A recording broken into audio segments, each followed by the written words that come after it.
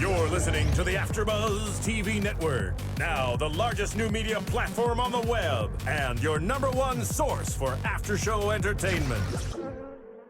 Very good, Dean Johnson.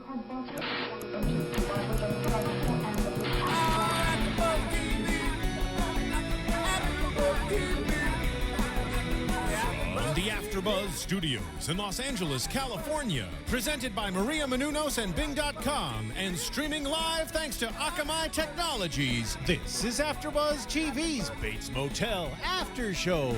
We'll break down tonight's episode and get you all the latest news and gossip. And now, another post-game wrap-up show for your favorite TV show. It's AFTERBUZZ TV's Bates Motel After Show. I always feel like... Sorry. Bing is for doing, and we are doing the Bates Motel after show. I am Joe Braswell. We're listening to Rockwell and Michael Jackson. Classic 80s. This is so your generation. So mine. I don't even know what this song is, man. It's Rockwell. He was okay. I get it. Yeah. Again, I'm Joe Braswell. I'm joined with my good friend Nando Velasquez. Hello there, everybody. And we are missing two. Well, we're missing two. One is Dua Casey, who is feeling under the weather and could not make it today. Yes. So she's feeling underwater. Under the water. Under the weather. Get it? And then the other is Joe Sanfelippo, who will be on the phone, I believe. Is that true? Is he? Am I on the phone now? Are you? Are we all here? We're all here. You're on the phone. I'll skip you a roll call. All right. Roll call. That's enough. So let's just female viewers. Nobody wants to play in that. Our female viewers will be a little disappointed not to see you here, but at least they get to Yes. hear your sultry voice on the My phone. dulcet tones. Your dulcet tones, yes. Right. So let's jump in. Well, I want to take care of a little business. I know that we tape this show 2 days after the show airs, which is very unlike AfterBuzz and unlike most podcasts and unlike other shows we do. It was sort of a scheduling thing that we had to do here at AfterBuzz to be able to do the Bates Motel in general. We do 40 plus shows here, so it was a scheduling issue for us that has since been resolved. However, the season's over next week, so we're going to try to see if we can't get something in a little earlier for next week, and then we will have it resolved for next season. But we really appreciate all of you guys for hanging in and waiting these 2 days to get the show. Waiting 2 days to just hear what we have to say about this. That's very impressive. We really appreciate it. Because I've had friends of mine call me up, say, I want to talk about this, but your show's not on for 2 days. So luckily they have my number, so we can talk then. So we appreciate all your patience and all the folks who hit me up on Twitter and who make the comments on iTunes and YouTube. We hear you. Yeah, we appreciate it. So right, Joe, you appreciate them too, right? What's that? There it is. All right, so he's reading Twitter. He's busy reading all the tweets right now. That's Joe, why. if you're going to be on the phone, you have to pay attention. I mean, go to you right now. I'm sorry, I got distracted. What are we talking about? Yeah, all right. Okay, yeah. So we're doing the Bates Motel after show. This is episode 9. It's called Underwater. And it was You should tell everybody how sorry we are that we do this 2 days late. See if you can tell everybody that. Yeah, Okay. I'll work that in somewhere. So listen, this is the Bates Motel episode 9. Nando, I can't believe that we're at the end of this show because I feel know. like I'm ready for like 10 more episodes. It feels so short. It doesn't feel like much has happened, but yet there's been a lot that's happened. I think that's just our comfort level with this group. We're just so comfortable watching them that we want to see so much more. It's a weird sort of a 10 episode order. It's a weird order, but I guess I don't know if A&E thought like, well, kind of hedging. Like there's usually a 13. Well, I don't know about 13. That's for broadcast. I mean, cable like HBO and such, they have like 8 or 10 episodes. No, Never. 13 and nothing. Man, okay, I'm getting used to it. On broadcast, it's 22. Well, but a half cable is season's 13. 23 on 13 or 22. Yeah. Okay. All right. You got me then. And unless it's a BBC show, they'll do like 4, Well, it's like 6. 6 or Yeah. whatever they'll do, and they'll do one every other year. Well, 10's interesting. 10 is interesting, but so we're at episode 9 here. We're the penultimate, if you will, episode, and I just really felt like for an episode that's ramping up to a season finale, like I don't know, I feel like there's so much that we have yet to discover. Yeah, well, usually for a show like this, that you're expecting a lot of, every now and then we have a prediction that someone's going to die, but there hasn't really been many deaths. No. Considering this is the next to last episode, Right. it didn't really ramp up until that last cliffhanger or two. Yeah. You know, where you're kind of thinking, okay, something's going to happen finally. But everything else has just been a really good, strong story. It is, and so let's slightly jump into it. We talked about the storytelling on this level and this origin story stuff, and the level of how Carlton Cuse and the guys are unpacking this story this season. And what we're realizing is one of the main characters, what we said early on, one of the main characters is actually the town, the town itself. And so we're really in these last couple of their episodes, as much as we're finding out about Norman and Norma and Dylan, we're actually finding out more about the town itself. And it feels like this last couple of episodes really starts to, the town is more of a factor here. So as we're seeing more of the real estate agents and getting more of the town economy, the pot stuff, and the crime boss a little bit. And so I don't know, it feels like we're just getting into that, yet we're winding down. Exactly. Well, just like go ahead, Joe. I was going to say, I think we're also starting to see, Norma and Norman really find their place in this town, and not happy with what they stare back at, what stares back at them in the mirror. Like, Norma wants out. He realized where she is and who she is in the town, and it's obviously it's not a good spot. Right. And I think that was last episode, and then this episode she's going to try and do something about it, but Alan's not going to let her go, man. What's cool about that is we unfortunately know that that's not going to happen. Yeah. Like Norman's like, we're getting out of here. I'm like, no, you're not. You're not going anywhere. Well, it's a lot. I hate to say it. It's a lot like the island in Lost. You're trying to escape the island, but it kind of drags you back in. It's a different tone, but it's a more or less the same premise. Excuse me. And also, just like a relationship between two people, both people can be affected, or one can be a protagonist and an antagonist can move the protagonist. The town really is an antagonist. Sure. In a way, because look at the way Norma is reacting this week. Remember last week we were talking about how she was just beaten in every interaction she had with every single person, even these characters that we've never seen before, like the psychologist, for example. They're just totally winning every single argument. And I think you definitely see Norma reacting today, and you see especially her first scene with the pot smokers being just fed up with the town and just letting it all out there in a very different way than she usually does with her yelling, screaming outbursts. But it was really interesting to see her as a woman who was just finally just surrendering and giving up. Sure. Let's just jump into to the episode then, and start with a little bit with Norma, because I think that we've gushed and gushed, especially Joe Sanfelippo has gushed about Vera Farmiga and her performance and what she's able to do. This season, this episode, it felt her Norma has really, how can I say this? It feels a little over the top. I'm not saying it in a critical way. Take it easy, Joe. Don't get mad. I'm not saying this in a critical way. No, I don't disagree with you at all. It felt different this week.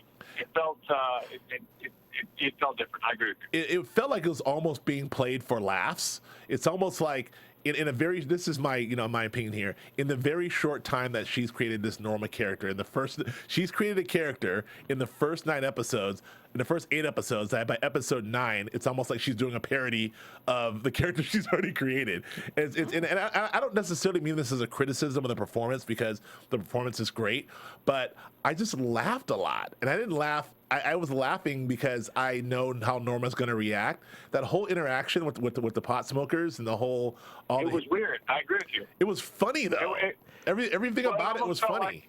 It almost felt like maybe the set was a lot more fun that day, because there was a bunch of kids there. And by kids I mean the pot smokers, a bunch of younger folks that were having a good time maybe, and maybe she got some laughs earlier. Maybe she broke them up a couple times during takes or something. It did. It felt a little off. It didn't feel quite as tight.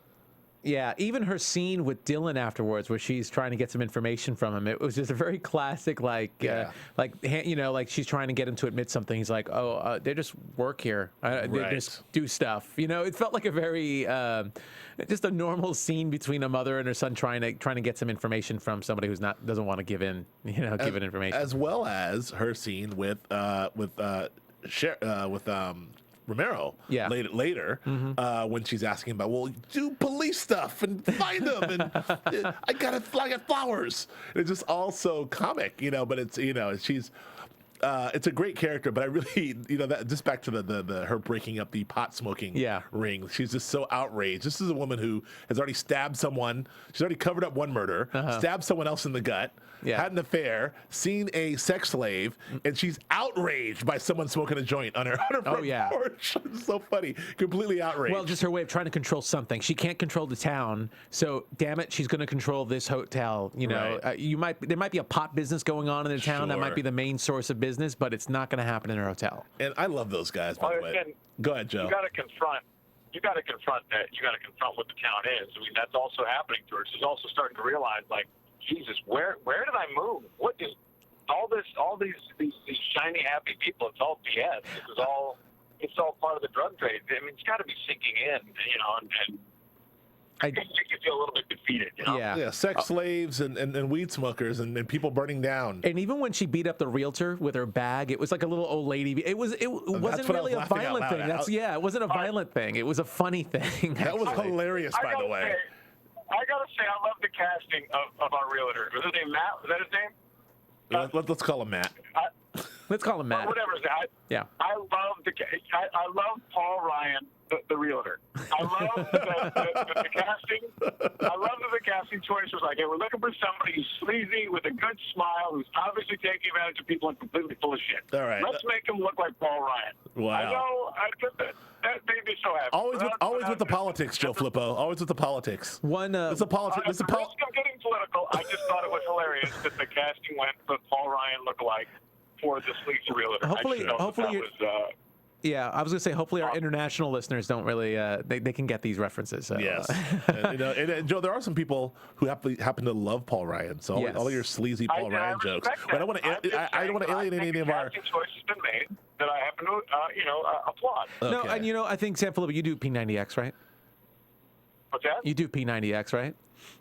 I did it for 6 weeks. I don't do it anymore. Okay. I have tremendous respect for someone who finished it. There you go. Paul Ryan did. Well, so listen, back to Norma. Yeah, that again, back to the comical that scene when she looks at dude in the eye and he's like, "Hey man, I can't sell it," and her only recourse is just beat the shit out of him with her purse. It was just amazing. It was amazing. I couldn't. That was a laugh out loud scene. I laughed so hard at Norma this episode. I even laughed at when she introduced the pot guy. He asked, "Well, what's your name?" He's like, "Roof or Ralph." I'm like, Rauf. Now, is that not a hippie, name? I don't know. Rauf. I was thinking like a Castilian type of Rauf. I love those guys. They're out there. Yeah. They got the guitars. It's a little. You notice when she was cleaning the room, stoners, I guess, eat rainbow crunchies. I noticed a cereal box like rainbow crunchies. Rainbow crunchies. There you go. Little tambourine. Anyway, I love the stoners. Okay, so let's actually get into the episode. So what we have is a situation where our guy Jer Burns, Mr. Abernathy. Is that his name, Abernathy? Yeah, Jake Abernathy is on the loose. We find that's not his name. We learned that. Yes, it's not his name actually. We learned that Jake Abernathy does not exist. It's an alias. It's an alias, but so the dead body is we find the body in the bed, which is disposed of, and they have to burn the mattress, which Dylan does not like, and talks a lot of shit about his mom. I just feel like it's symbolic in some kind of way. Their sons are carrying out her bed and throwing it out. I feel like there's some major symbolism there. In what way? I guess in the way that it's like her dirty laundry, or she slept with Shelby, and just her attachment to men in general, and the fact that they have to. Just especially Norman's relationship with her. I mean, notice also at the end of the episode, she's cuddling with Norman in his bed. Yeah, that's the usual inappropriate behavior we're used to from Norman and Norman. Yeah, absolutely. Well, we've gotten away from that, just the creeped out, inappropriate behavior between that mother-son relationship that is borderlining on incestual. We've kind of gotten away from that, so it's back. Clearly, I guess it didn't seem as incestual to me, except for the whole excuse, like, no, you could stay in the bed. There's enough room for that. Felt incestual, but once she got in there, I just felt like she was really just holding on to Norman because he's the only thing. Almost like trying to hold on to some kind of innocence, or just try kind of like a mother when their son's growing up, like holding on to him because knowing that they're going to grow up and become something. Right before they make out. Right before. I'll back you on that until the kiss on his neck. Oh yeah. Yeah. My mother's never kissed me on the neck. Okay. I don't know. Never. That's disgusting. Never. Okay. You know, and so I'll back you on the whole thing up until the kiss on the neck. And I was like, I was just waiting for Norman to pitch a tent and just ruin the whole universe right now. I was like, all right, here it comes. I get that. What did you? Never mind. Let's not get You're breaking up, Flippo. No, I'm kidding. So we have the situation. You know, obviously someone appears to be after Norma. Dylan's got the stoners in the hotel, holed up in the hotel. Yeah. We have Emma working in the hotel. Yeah, and maybe working with Gunther. Gunner over there. Right, and then we have Bradley asking Dylan to retrieve her father's things, and then the last thing we have in this episode is Norman's dream. Norman's dream. The Norman's dream. Now, we talk in the previews. They actually made a point to show all of Norman's sort of losing time moments or Norman's blackout moments, and I think that we talked about their last episode or the episode before how, you know, all of our predictions about what's real and what's fake with Norman don't seem to be coming true. I think we forgot to mention him blacking out with the meat tenderizer. The meat tenderizer moment is a moment where Norman didn't think that happened. That happened. And also there's a moment where he imagined his mother, you know, telling him to go get the belt, and that didn't happen. Yeah. So we see this dream here, you know, with him actually killing poor Bradley. And it didn't really come in the form of an hallucination, but the way they played it out was this really happening, or was this something that he was thinking about and dreaming about? And, you know, I got to say this, that way that was shot, to look through the water and see, you know, poor little Freddie Highmore choking Bradley like that was pretty goddamn terrifying. And I thought it was interesting that this scene happened in a bath, especially since Psycho has the classic scene in the shower. We know he graduates to showers later. It's like a little foreshadowing almost, in a way, that that he's imagining this in the bathroom. Right. Yeah, absolutely. So, and then we also, one of our predictions is, you know, we're kind of concerned about this whole, you know, maybe love triangle of Dylan, Bradley, and Norman, which seems to be playing out in a way that I don't think Norman's going to enjoy. So that's a concern for me. But what do we think about, you know, Norman's analysis of the dream, you know, and in that conversation that Dylan and Norman had about the dream analysis? Well, because first of all, he's got Juno. Little Juno's right there. Yeah. Just, you know, kicking it like that. That's not weird. Kicking it. Juno's under his arm. Juno's right next to the computer. He's tapping away, looking up the dream that he had about killing someone while looking at his stuffed dead dog. Yeah. Normal. Totally normal. So Dylan was like, what are you doing? Like, well, I mean, his analysis was backwards. He had the dream. He analyzed the dream from the point of someone who was drowning, and he didn't analyze it from the point of view of someone who was actually drowning someone else. Does that make sense? Yeah, no, that makes sense. I actually caught that too. I felt that was a analysis of somebody who is drowning, who themselves are drowning because they're overwhelmed. Right. And it's like, oh, that's normal. That sounds right. Yeah. It's like, no, you were drowning someone else. But he did admit to Dylan that he was drowning somebody else. He did admit that, and he did say it was Bradley. So that was interesting. That was interesting. And then also, the thing that I think the previews kind of brought to light about these blackouts and everything that was happening was because what he said he wouldn't want to hurt Bradley, and he'd never want to hurt anybody. But we know he has because of those blackouts. But he legitimately thinks or feels that he is innocent, that he would never harm a fly. Yeah. Just like in that's the last line of Psycho. Yeah, well, there you go. I thought that was really kind of creepy and telling when he asked him a direct question, like, you know, you wouldn't want to hurt anybody, would you? And he's like, no, I would never want to hurt anyone. I mean, is he telling the truth, or but is he? His choice of words, I would never want to hurt anyone. You know, it wasn't like I would never hurt anyone. Did he say I would never, or I have never wanted? I never wanted to hurt anyone. I wouldn't want to hurt. I never wanted to hurt anybody. And it seems like wanted was hit relatively hard. I think that's what the tell is right there. I've never wanted to hurt anyone. But he has. Yeah. But he has. He definitely has. And I think Dylan is starting to really see. I mean, like we saw a few episodes ago when Norma came to Dylan and told him, you know, here's what really happened with your dad. But I think that I think with this, I think Dylan's really starting to view Norman very, very differently. Well, I think he's really starting to see him as dangerous and a little scary. Well, yeah, because Dylan, I mean, Dylan has all the pieces to the puzzle. He almost took a meat tenderizer to the grill. You know, that'll wake you up. That Norman doesn't remember. Then he saw his brother walking down the street, seemingly in a trance, to go do something to Shelby in episode 3 or 4, whatever that was.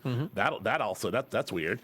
And then on top of all that, you have Norma then telling Dylan the whole story about his dad, and then he blacks out. So then next thing you know, he's like got a stuffed dead dog in front of him, and he's looking up how he drowned his classmate. Like he's got all the tools. He's got all the information he needs to know about his brother being crazy. There's nothing. You know, when you line it all up like that, he sounds a little unstable. I mean,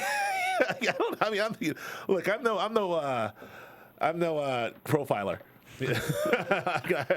I'm no Will Graham if I want to jump shows over to Hannibal, but I'm telling you, I don't know. So we'll see how Dylan is able to, you know, I think Dylan is actually very aware of the sensitivity of the issue with Bradley. And I think that, you know, in terms of how Norman feels about her, how Dylan's starting to feel about her, and what Norman is capable of. And I think he's very sort of afraid of that.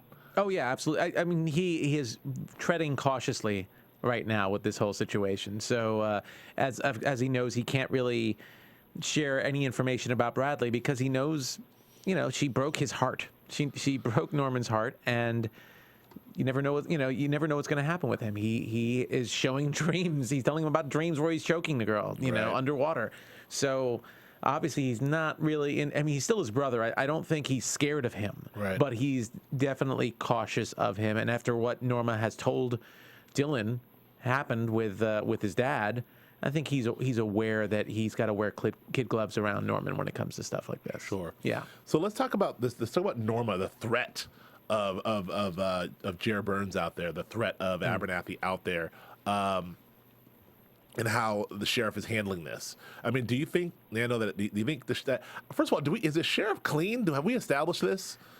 I don't think we have. Is Romero like clean? Is he like dirty? I mean, we thought he wasn't at the beginning, and then when he helped out with the whole Shelby situation, we felt that perhaps he was clean, but he hasn't really been a do-gooder. You know, in fact, if anything, he's been a little frustrated with Norma as well. He's kind of tired of her stuff. He's there to help her out, but who knows for what reason? Maybe to put a lid on it. Yeah, I don't know. Who knows? Well, you know, Flippo, is he clean? I feel like he's dirty. I feel like he knows what's going on. He asked those kids on the porch. You know, they were all smoking out, and he asked them, you know, hey, where are you guys working at? And he said, Gil's Dry Dock. He knew what that meant. Yeah. And the kids knew what that meant. He left them alone. He didn't give them an inch of grief. Huh. I think he knows what goes on. How could you not? I think that's a huge tell. I agree with you. That is a huge tell. Yeah. And then, like you said, Nando, last week, that his comment of burning her to the ground, which was interesting. Yeah, that's the way that my man went out. Oh, absolutely. So I don't know. So that to that end, I mean, is he really on the case of protecting Norma? Is he buying time? Like, we now know. I mean, you know, this is jumping to the end of the show, but we now know that Abernathy, he revealed that look, he was in on the whole, sex slave ring. Yeah. And this last group of girls cost him $150,000. And so now we know that's what it was. He needs that money back. Absolutely. And so we clearly know that he was either that he said earlier he's the top of the chain. You know, I think he said in episode 8 that he's the top of the chain, and Shelby was next or whatever in this chain command. So Jer is the big boss running the sex slave ring, and so obviously that's what the rooms were needed for. He's gonna have a block of rooms so we can run some more sex slave stuff. But so my point is if he is the head of the sex slave ring, and if Shelby was part of running the sex slave ring, then what does Romero know? How much does Romero know? Does he know about the ring? Does he only know about the goings on in the town? He's kind of keeping his head down. It's a small town, so does he know about the whole sex slave operation? Yeah, it's a small town. Is he in on it? I really feel like he's in on it. He's in on the sex slave stuff. I don't know if he's in on it 100%. Maybe he got bought off a little bit. Maybe it's just something. There is still a pot industry thriving in this town. Well, and that could be a separate thing. The pot industry thing is separate from the whole sex slave thing. No, but I'm just saying, It's a creepy freaking town. By If the way. he's willing to forgive and let that pot industry go by, who knows what else he's willing to let go by? Who knows if he's on the take? Who knows what's going on? I think the question is, how deep is he? Let me ask you a question. If Shelby, the deputy, is handling the sex trade operation, I'm going to assume that the sheriff is handling something more lucrative. So that would be my assumption. I would assume that the sheriff has gotten into his position by controlling something bigger than running the girls. I'm going to guess that he let Shelby have that because that's not big enough for him to waste his time with. Does that make sense? Well, the ultimate twist would be Romero somehow the crime boss. Like, maybe Romero's the top of the thing. Maybe Romero's even running above the show. Abernathy. That'd be weird, right? Well, I don't think that would happen, but I think that would be weird. Ironically, Dua Casey, we've got people coming in from all mediums here. Dua Casey, God bless her, who's not feeling well, just texted in, and she's like, "Money, where is the money? Who has the money?" Which is a great freaking question, because if not Shelby, and if not Abernathy, then who has the 150 grand? Oh yeah, I mean that's a big mystery right now. Romero? Dylan maybe. Although Dylan, if he had it, I think he would have gotten his own apartment already. Right. So yeah, maybe Romero. I mean, who's been in the room? So that's probably worth looking back and seeing who's been in that room that's before. Interesting. Yeah. Great. You know what I think? What do you think, Joe Sam? I think Norma has it. You think she still has it? I think Norma has it. You'll be revealed that, like, I took the money because I was trying to get a better start for us. Then why is she so frantically trying to sell the hotel? That doesn't make sense. Why is she? Yeah. Why is she so willing to sell the hotel? Not sell the hotel for a loss. Why is she so freaking out about it? Well, I don't have any idea how much she put into it, but I don't know. The look on her face there in the car when he got specific about the money.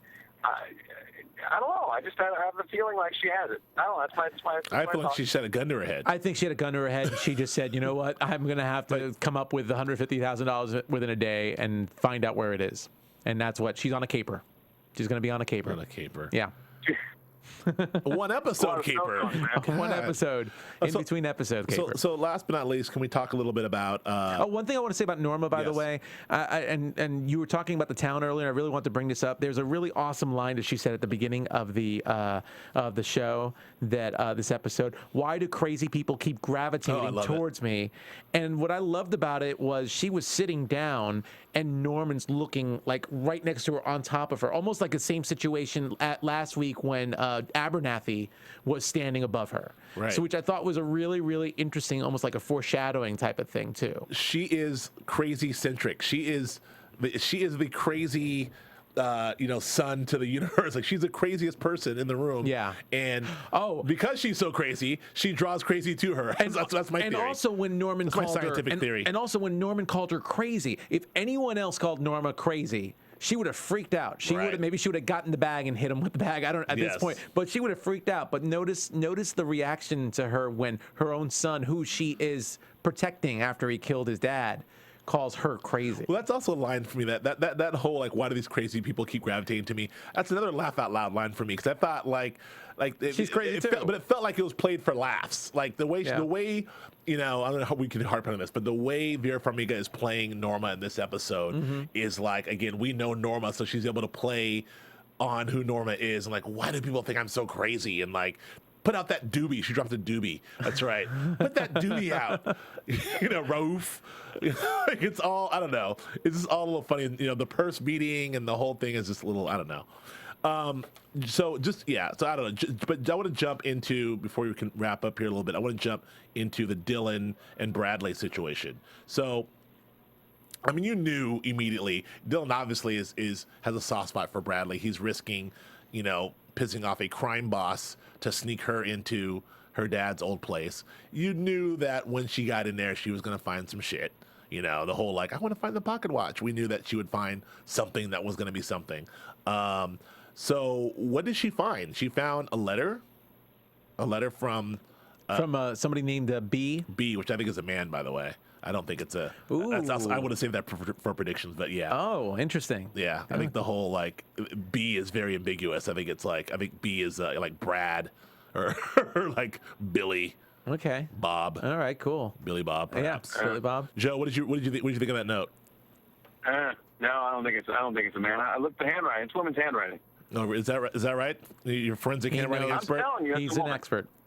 It's a woman. Did you pause that and do an analysis on it? I have a doctorate in handwritingography. Right. Is that right next to hanging up right next to your bullshit doctorate? Whoa, that was strong. Wow, I can do that. I know you for a while. I'm poo-pooing on your gay love triangle, but I'm saying that I think that's a If woman. I drop a theory, that's the only theory that matters. I can hear the pen just going back above his neck. Yeah, his head. you can't throw a pin at me from wherever you are, Joe, from your secret location. You better look up. It's coming. So, but yeah, so so Dylan, you know, in the, how do we what do we think's going to come of this? You know, what do we think? We've only got one episode to sort of, you know, what do we think of this whole situation, Nando? Nothing good. Yeah, nothing good. I mean, I think it's gonna come to a head. You know, we haven't seen much of it, but we got to see Dylan bond with Bradley, and that's just enough. I mean, nothing really happened, but it's enough to set Norman off. It is enough to set Norman off at this point, because, I mean, come on, this guy's, you know, totally worried about that. But then also this whole B thing, which I know you're talking about as well, is. Yeah, I don't see any characters with a B, men or female. So I have a feeling that this is just a bonding point for Dylan and Brad. Well, did you believe Bradley? Because I felt Bradley had ulterior motives. This whole, like, I didn't really believe her. Like, I just want to go in the office and see if my dad's stuff. I'm looking for the pocket watch. Did you believe her? I I just got a text from Dua Casey who said the same thing. What was Bradley looking for in the office? Yeah. Was she really looking for the watch, or was there some other reason she wanted to be in the office? Well, I felt it was a caper. I felt it was really going to be. I thought she was trying to invite him on a caper. And but wait, was she looking for something specific, or was she just really wanting to? Was she really wanting to just be around her dad's stuff? Well, Did you buy it? I was suspicious, but the fact that she didn't want Dylan to leave when she was in the room. That's it.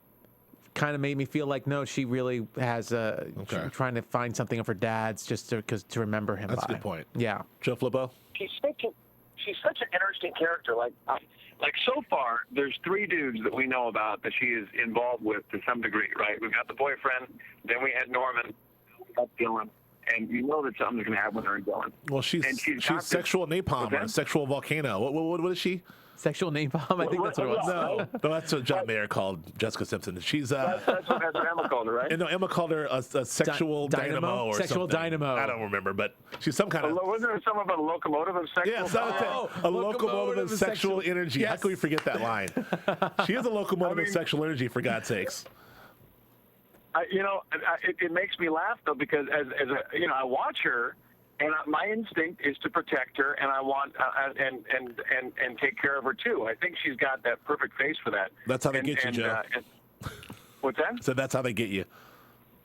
That's how they get you, son. But what's interesting to me is I was vacillating. I was kind of like Nando was. But when she said no, I want you to stay in the room, I like having you here. That obviously dissuades my fears, and it drew Dylan in. And what did he say to her at the end? How could anyone not love you? Or your dad loved you. He's still your dad. How could anyone not love you? Or something like that. I don't remember what the line was exactly. Right. But I don't know about you guys. I don't think anything less of her, even though she's going after 3 guys in a row. Boom, boom, boom. Of course, there's a need that she's got this need and for whatever these guys can give her for that moment, and it seems right to me. Very strange. Okay. Well, the last thing, I don't disagree with any of that. I just I'm a little. I don't judge her in any way for the 3 guys or whatever else that she can be with 10 guys. I don't judge her any less, but I do think that there's an ulterior motive there. So I don't know what that is, but maybe we'll find out. Well, there's more there because obviously Gil's not happy with her dad and doesn't want to see her, so he's associating whatever it is with her dad with her as well. We know people in this town aren't always who they appear to be. Exactly. Which is, almost a cliche for the spooky towns. But very last thing, Norman and a teacher. The teacher. Ooh. Yeah, that's just some inappropriate behavior happening there. I've been calling Norman, and I also call Emma old souls. And I love the fact that Miss Watson used that line. And I think once she said that line, you could see the attraction because she's not looking at him as a student. She's looking at him as an old soul. That was I wanna make out with you line. Yeah. That's the whole the teacher you're an old soul, Norman. Yes. And that's like, uh-oh. Yeah. Poor Norman's like, this is going to hit the papers any week now when they start getting it on or something. Well, I just think Norman. My foom for people who are listening on iTunes was me saying it's going right over his head. I think Norman is completely oblivious to the fact that it feels like it almost feels like all of her looks, her weird like looking him up and down, and her really inappropriate looks are like for us, the viewer. Yeah. And Norman's like, typing away, or he's like reading a paper and she's checking him out, and she's saying, you're an old soul. The one thing interesting about Miss Watson that I guess I didn't notice really until this week is well, no, I've noticed that from the first week. Right. But well, just the fact that I remember Dua saying that Norman, I guess, would attack blondes, and we're looking at the whole blonde connection. Right. That this teacher who has this very proper prim look and her hairstyle and everything has this nice strand of blonde hair that she has willowing across her forehead and onto the side. Right over her right eye. Yeah. So which is really interesting and attractive and very modern, and maybe a nice little clue or a little hint or foreshadowing on who this woman is, or maybe if he's attracted to blondes, maybe that's something there that's makes her more mysterious to him. Well, there's a lot left out there to sort of either wrap up or wrap up to one gigantic. I just feel a gigantic cliffhanger coming. I mean, I don't know. I got to say one more thing about Miss Watson. I just really wish I knew whatever it was Norman wrote, and I could go back and tell high school self that. What do you write? Whatever it was, Miss Watson loved it. What did Norman put down on paper? I mean, I wrote down he felt like he was choking inside on some black smoke. That was the line that she quoted from him. She was really into that. Which, by the way, another Lost reference. It kind of reminded me of the smoke monster. Oh, the smoke monster. Yeah, it kind of felt like a smoke monster type thing. Yeah. Give us some Lost Easter eggs. I almost feel like that was the Lost Easter egg in there. Yeah. That was whatever it was, she's really digging it. And Joe, your initial show number 1 and 2 about Norman being the closet pimp, he's one of those guys, and your whole I'm glad the order's been restored. Norman's really a geek, like whatever it is. You're wrong. Norman's actually putting it down. Apparently not. So order has not been restored, Joe. It has not. And I don't think there's anything wrong for a meek, slightly awkward young man to get some girls every now and then. You get off that high horse before you fall down. You don't belong up there. I don't know. We all can't be good looking and sound like you, Joe Sanfelippo. So, by the way, someone in the chat wanted us to put you in the center screen. Wanted to see if we can get you to Skype and put you in the center screen. I saw that in the chat room. So that was good. Like Joe's head floating. I know. Staring him like, hello, Joe and Nando.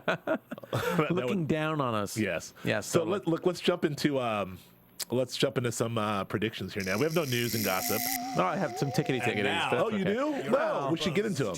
Hold on. But we already got that. But we got predictions. The fans. All right, really quick. Let's just do the fans really quick. Oh, boy. I'm sorry. Esthelina's mom, David Poe, The Gaming Bros, Dave 1555, Sportney 4, D. Skinomi. Oh, by the way, what's it called? David Poe did say that from last week, the poem on the blackboard in the school scene was by Edgar Allan Poe called Alone, and it's a very good description of what Norman may be going through, feeling disconnected and unable to process emotions in the same way as others. So really, really interesting. Thanks for that note. I thought it was a really, really interesting one. And that was from our YouTube. And then from our podcast this past week, we had Oops. Wait, we have most helpful. No, I want most recent. Most recent. Give me that. There we go. We have Alex RT 101291, Braillehead, and Big K66. Big K. And Karen 3221. And Mike L always updates his, so we say hi to him every week. Mike so L. Thank you. And then as far as I guess the big thing for predictions for me, I guess, is who lives and who dies, because I feel like there's got to be a death. Does there have to be a death? I just feel like at least Abernathy. We got to have some kind of resolution of him. I feel. I don't think he's going to get away. Give me a solid prediction.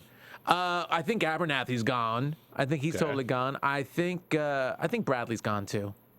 Really? I think so. I mean, I feel like maybe that scene was short foreshadowing. Yeah, I think she's going to die. Dua, if you can text in a prediction, if you can, Dua, if you can get in right now, I'll read it. I know you're watching us, streaming us live. Joe Flippo, what's your prediction? I do want to say that my predictions have been pretty accurate so far. I mean, as far as like Bradley hooking up with Dylan, and then as far as Miss Norma's reaction to the Stoners. That was also, I'm just saying, just want to give myself a pat on the back. It's okay. Okay, keep it. Pat yourself in the back. What's that? Nothing. Go ahead. All right, here I go. I don't believe that Bradley's going to die. That makes me sad to even think about. I like killing off your women. I love predicting to kill off your favorite women. So.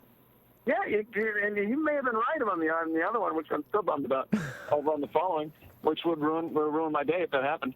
I do not think. I think that Bradley and Dylan are going to hook up. I think somehow or another Bradley's going to be 18 because otherwise it would be really bad. Oh, I turned 18 in April, whatever. That'll come out. And I do think that Dylan and Bradley are going to hook up. That is my opinion, and I do think that that Norman's reaction to it is going to be extraordinarily volatile. And that is my prediction. I agree. I was really wary. I was pretty certain that Dylan was going to make it out of season 1, but now I think he's a great character, and I want to see him in season 2. So, my prediction was that Norman was going to catch Bradley and Dylan, and something bad was going to happen to Dylan as a result. And Norman, of course, would not remember it and wouldn't think of it. But I don't know. I really don't have a solid prediction other than I think someone's going to die. I don't know who it is. You're not even going to say. And what about Do It? Don't forget Do It. Oh, Do It just texted in. She says that she thinks Norman's going to kill Abernathy. Her same prediction as last week. Okay, great. So she's sticking to that. All right, cool. Well, thank you very much. Joe Flippo, where can we find you besides on the phone? You can find me at Joe Flippo on the Twitters, and you can find me we do a couple other shows for AfterBuzz. We do Mad Men, yes, with Joe Braz and myself, and we also do what are we doing, Joe? Stuff. The brain is fried. It's very sad. It's okay. We do a show called Hannibal. Yeah, and we do the show called Bates Motel. Well, that's this one. Did you say Mad Men? That's where you can find me. Nando, where can you find you, sir? I'm doing the season finale of Celebrity Apprentice on Sunday, and I'm doing Defiance on Monday for AfterBuzz. And you can also catch me on Twitter at Nandovel, Nandovel, and also doing a show called The Geek Hero at the Joint Studios, LA. Yeah, jointstudios.com on Tuesdays at 10 o'clock. In the morning. You didn't tell me about that. Yeah, That's it's great. a new one. That's a new one. That's fantastic. Yeah, it's a fun one. I'm Joe Braswell. You can find me on Twitter at Joe K. Braswell. Thank you for all your tweets, and I'm reading and responding to all of them. Thank you very much. And you can find me here, obviously, with Joe Flippo and Nando Bell on Hannibal and Mad Men as well, and also on Grantland.com and Watch Extra, because I produce stuff there with Maria Menudos. That's all we have.